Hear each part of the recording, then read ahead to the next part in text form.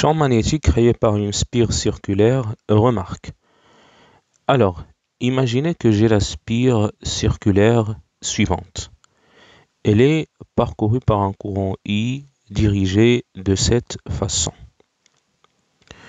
Alors, donc, ce qu'on vient de voir avant, on a vu que le champ magnétique en un point de l'axe de la spire est comme ça. Donc, regardez le champ, comment il est dirigé de cette façon. D'accord?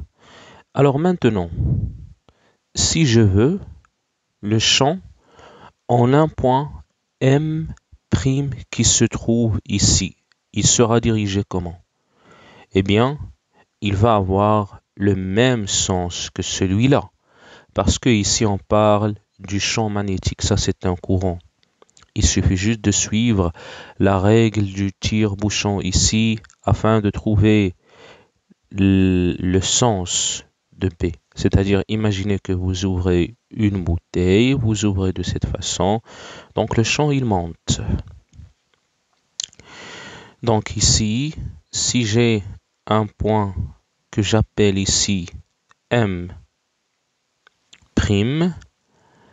alors le champ en ce point-là,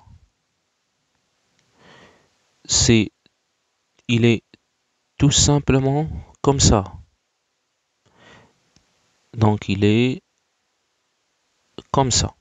D'accord? Donc ça, c'est le champ B en M. Et ça, c'est le champ B en M'. Donc, qu'est-ce qu'on remarque ici? Donc, on remarque, donc bien sûr ici, ça c'est l'origine. Et ce que je viens de voir ici, c'est que B en Z égale à B en moins Z. Donc, ce qui veut dire que la fonction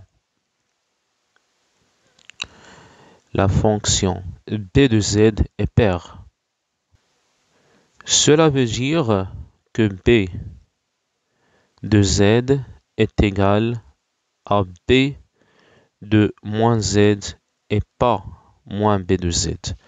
Donc, c'est pas la même chose. C'est pas comme en électrostatique. Si vous avez une spire qui est chargée, en électrostatique, juste une remarque. Je parle bien une sphère chargée avec une densité de charge linéaire lambda. Vous avez ici le champ électrostatique, il est dirigé comme ça. Par contre, ici, il est dirigé de cette façon-là. Par contre, ici, regardez B en M comment il est et B en M' comment il est.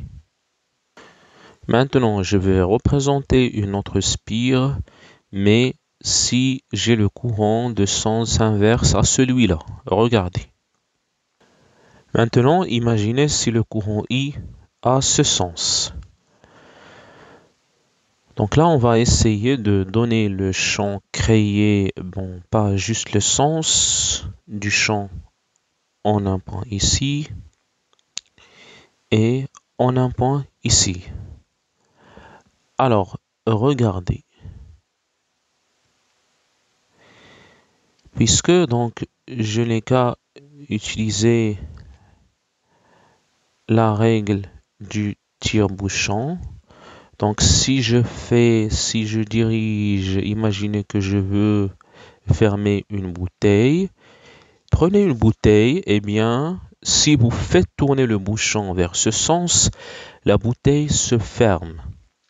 Se ferme, c'est-à-dire que le bouchon descend en bas. Puisqu'il descend en bas, bien la même chose pour B. Donc B en M, ici, c'est quoi? Donc ça c'est B en M. Sachant que ça c'est le point M et ça c'est le point M'. Donc la même chose puisque le champ est paire. B en M ici, il sera comme ça. Plutôt ça c'est B en M'.